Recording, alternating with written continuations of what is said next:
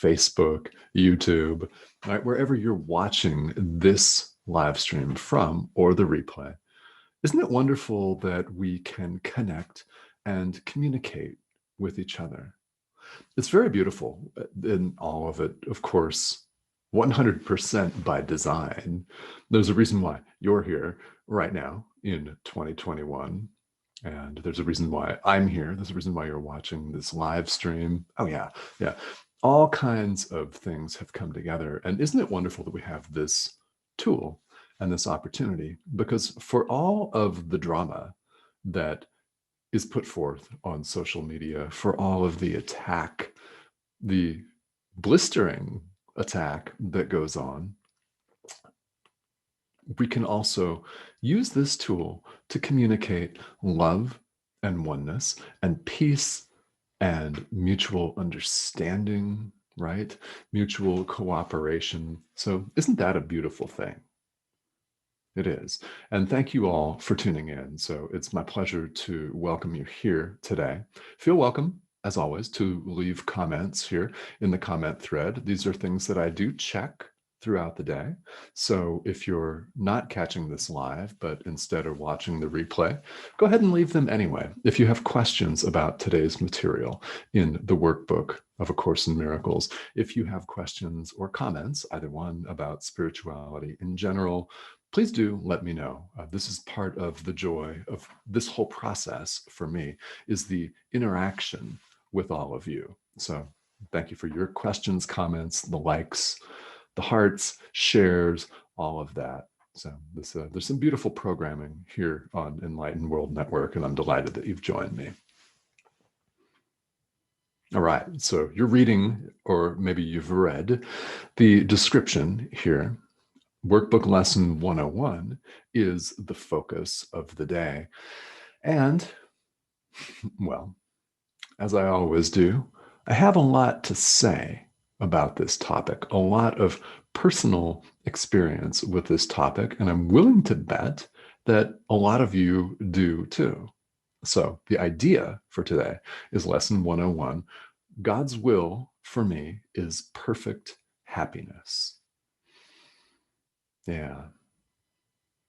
Yeah, these are such beautiful and profound ideas that it's almost a mic drop moment every time you read it or recite it or think about it in your mind. God's will for me is perfect happiness. And it is. It is. What else, if we think about it, and I encourage us to think about it, what else could it actually be but perfect happiness? Well, you may have been raised in a tradition that espoused the idea of sin. I certainly was. I'm going to talk about that in a moment. You may have been raised in a tradition, a fundamentalist tradition, or just in general, believing that you are a sinner, whatever that means. I'll also talk about that. Yeah. And believing that you were worthy of punishment somehow, that you were bad, that there's this concept called original sin that somehow gets made into a concrete reality that governs our lives. And you may have felt for long periods of time in this lifetime, perhaps years or even decades, that you were worthy of punishment and death. Yes, I was raised to believe this. So, quick background and backdrop. If you've not heard me talk about this before, I like to bring it up every now and then here on the live stream because I never know who's tuning in for the first time or who has tuned in to some of the shows and not others. So, anyway, I was raised in a couple of different fundamentalist Christian traditions in the United States. So especially the second tradition, which was a Southern Baptist church, which was pretty much fire and brimstone with a lot of the focus on hell. Now, to me, as a kid growing up, hell seemed really kind of improbable. And the reason I say that is because even though we were taught that if you don't do everything that we say you do, you're going straight to hell. And in this church, it was accept Jesus into your heart as your personal Lord and Savior, or else, that was what salvation was proffered as. Can some of you relate to that? I bet you can. Yeah, I was fed that, and grew to believe it for several years, but it never really sit with me. Sin always seemed improbable because at the same time that I was being led to believe, force fed is an accurate description, this image of God as a powerful man, a dude outside of us, higher than, superior to, casting thunderbolts from on high. I was led to believe that God was wrathful, vindictive, with a lot of petty vendettas against us for sinning against him. Everything we did was wrong. We can't catch a break. You suck, you're scum. You can't do anything right. I mean, those were the messages that I was fed, and maybe you were fed as well. And culturally, in the West, at least, there are so many of us that are fed that. Didn't go down for me, because at the same time that I was being fed all of that drama, I was also, on the other hand, being told that God is love. Now, I'll tell you what resonated with me at the Baptist church, that God is love. Oh, yeah. Now, did that one strike a chord? So I did the math. I was one of those kids. Yeah, maybe you were one of those kids. I was one of those kids in Sunday school. Yeah, I don't think that the teachers really enjoyed me, because when I chose to speak, and I was naturally invited, nominated, called upon to do so from time to time, I was that kid that would ask the tough questions, attempting, in my mind, to reconcile a really clear contradiction between perfect love and punishment. I never really believed what I was being fed in the way of sin and sinner. Really, I remember asking one of the adult Sunday school teachers. I was a kid. I must have been 12, maybe 13. So that's a rebellious age, naturally, isn't it? So I remember asking, why would perfect love punish? Those were my exact words. Why would perfect love punish? Wouldn't perfect love want us to be happy? Seems logical to me, obvious. And here's the important part, true. True. I never got, as you can imagine, the response that satisfied me. In fact, as I asked the question, honestly, looking back, I'm 49 now. This was decades ago. I don't know really what I was attempting to gain out of asking the question, other than attempting to get some understanding of my own. And I would get a kind of a half-hearted response, or something that was less than satisfactory to my mind, and it would go back to the corner and keep my head down. And I thought about all kinds of things during those long and tedious hours. And then, I met some really, really fun people, and made some great connections, had some friends and things. So there was the social function, of course, of that. But yeah, I left that church as quickly as I could once I got my driver's license. Yeah, there was no going back. So that's where I was raised. Now, I tell all of this just because it's fun to inject some personal details. It's really important that we all see people that are teaching spirituality and spiritual related concepts as basic, normal human beings, just like ourselves. Because we've all had these experiences. As I mentioned yesterday, I've got to stay hyper vigilant for attack thoughts, because things come up. Everybody still gets triggered. The question is, How do you handle that? And that's where spiritual practice comes in. That's where years of meditation or yoga or prayer, for example, comes in. That's where doing these workbook lessons according to the instruction comes in. Oh, yeah, all of that. That's where all of our practice comes in, is we open up a gap between stimulus and response in the world. So when I'm triggered now, I don't have the same response that I had when I was 13, which was pretty combative, by the way. So the way I just described my behavior in Sunday school was nice. And that was the PG-13 related version because, well, that's how I behaved then.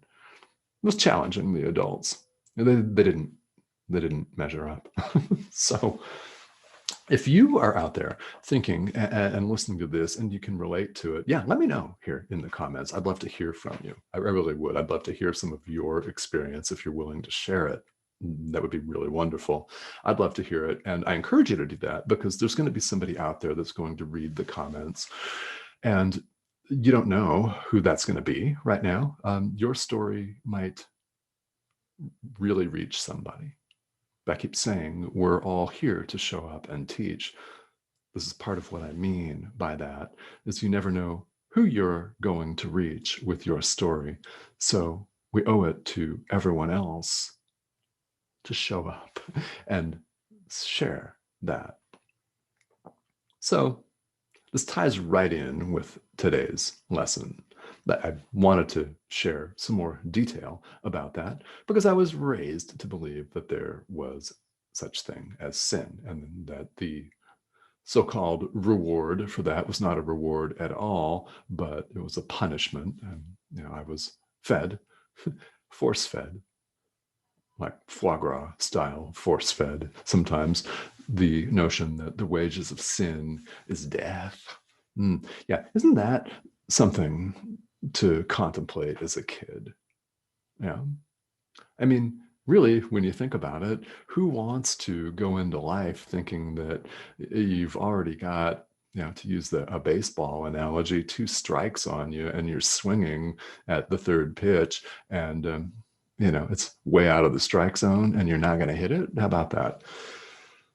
In other words, you're up the creek without a paddle, unless you do X, Y, Z that we say. And then once you die, everything's going to be just fine. Yeah, I never bought that. So if you don't buy that, fantastic, right? If you never bought it in the first place, then let this serve as confirmation. And I encourage you to read the commentary in today's workbook lesson. It's lesson 101. God's will for me is perfect happiness. Okay, here's the deal. Perfect love does not punish. God is perfect love. Love is abstract. God, yeah, it doesn't actually have a physical form like a body. It's beyond concepts, all of them, including language. We're simply using language here in the world to communicate with one another. I'm using it to reach you. You can, and I hope you do, use it to reach other people. Well, it's a tool. It's a tool. So let's use it in the service of love. Anything in the service of love will lead to our complete awakening. Just do it. Keep doing it. Do it often enough that it becomes a habit. There's no sin because God has no ego to be offended. God has no ego to be offended. Love knows only itself, no opposites. Here in the world, we make up a dichotomy between love and hate. Tall, short, male, female, all dichotomies, all apparent differences are things that we made up in the world. They don't truthfully exist. There's simply love. God has no ego to be offended. Therefore, God is not capable of hurling thunderbolts from Mount Olympus, destroying us and our property at whim. That's not the way that it works. This is a very powerful idea when you allow yourself to experience it, when you allow yourself to practice it, and even if all you're doing when you're hearing these words, there is no sin, you're not a sinner. I'll say that again. There is no sin, and you, my friend, are not a sinner. I don't expect you to believe that. If you don't believe it, no problem. But I'm making you think about it. A Course in Miracles is making you think about it. So entertain that. The workbook for students asks nothing less or of us than to just do the exercises. In other words, entertain the day's idea and practice it as instructed. You don't have to believe it, but think about it. Perfect oneness does not know any opposites. It's one. One. Therefore, how can one transgress against one? It's not possible. It simply isn't possible. And Lesson 101 invites us to consider this over and over and over again. God's will for you is not death and punishment. It's not suffering. It's not an empty bank account. It's not a crappy car that doesn't run. It's not bad relationships, a string of bad relationships. No, perfect happiness is God's will for all of us.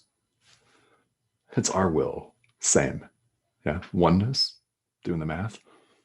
I invite you to do that. And today's practice is really, really important. It's really important because it's uplifting. See, to me, reading these ideas in the workbook for students for the first time was confirmation. It was confirmation that the kid, the 12, 13-year-old kid sitting there bored out of his mind in Sunday school, wishing to ask challenging questions of the adult leaders, yeah, that kid was not wrong. In fact, this is confirmation to me of what I've always known. Always known. Awakening to love is awakening to the truth of who we are, and it is not, by the way, a new discovery. It's reawakening, if you prefer, to the truth of who we have always been. Always been, no matter how differently we may have conceived of ourselves, no matter how differently we may conceive of ourselves right now. It's a beautiful idea, and I invite you to sit with it and take the step to practice it, even if all you do is repeat the day's idea. That is monumentally beneficial in ways that you don't even know unless you do it, and you do it again and again. See where I'm going with that? And again and again. We make this a habit. When we make it a habit, guess what? We show up differently. We are acting, speaking on purpose in the world. What's our purpose? Well, the Holy Spirit will tell you, your guides will tell you what you're here to do. Ask. Ask. You will receive an answer. This is what is meant in spirituality by getting out of our own way, is admitting that, well, by myself, I don't have a clue because I'm running around spinning in circles. So help me out, please. And of course, you're welcome to use more articulate verbiage than what I just used, but that is the gist of it. Yeah, help me out, please. I don't know any of the answers, much less all of the answers. I mean, you could say I don't know all the answers myself. Actually, I don't know any of them myself. So show me, please. Help me, guide me. Yeah, name your language for your guides, whatever form that may take for you. Very, very, very important that we allow ourselves the psychological, emotional, mental space to engage in the practice. So whatever that looks like for you, I invite you to engage in that practice. And I invite you to do it today. You know, people are fond of saying there's no time like the present. Well, there's no time but the present. When else are you going to do it? Next week? Yesterday? Nah. Didn't do it yesterday, so what? Doesn't matter. Really, it doesn't make any difference. It doesn't make us a bad person or whatever. If we forget the day's ideas, so what? Right? Who cares? You've got right now. There's no time but the present.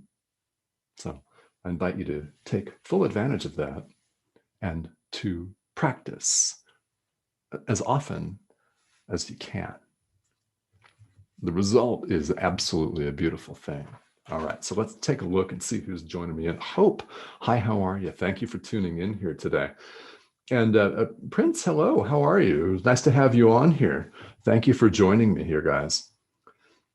And this is something that's a lot of fun. So I'm glad that I'm reaching people that have been on the live stream before and that are brand new. So if you're new, welcome. Feel welcome to leave comments, questions, just say hi, share this if you feel called. EWN and myself, we really appreciate reaching as many people as we possibly can. So thank you all for tuning in here today with me. And these are some profound ideas. And we're looking at happiness. It is our birthright. It's actually who we really are. And that is indeed, as today's idea in the workbook says, God's will for us is perfect happiness, not happiness sometimes. Yeah, that's not real happiness. It's fleeting. If you're happy 1 minute, man, that sounds like our daily lives, right? We're happy 1 minute, the next minute we're triggered and we fall prey to whatever that trigger, our habit is that's unskillful and not very nice. We all know what that looks like. If it's inconsistent, then we need to make it consistent because that is God's will. That is the divine will for us is perfect happiness. That means constant. So yeah, let's all do our part today to work on that. And I thank you all for tuning in here today. I will be back here tomorrow. And this has been A Course in Miracles 365, Awakening to Love.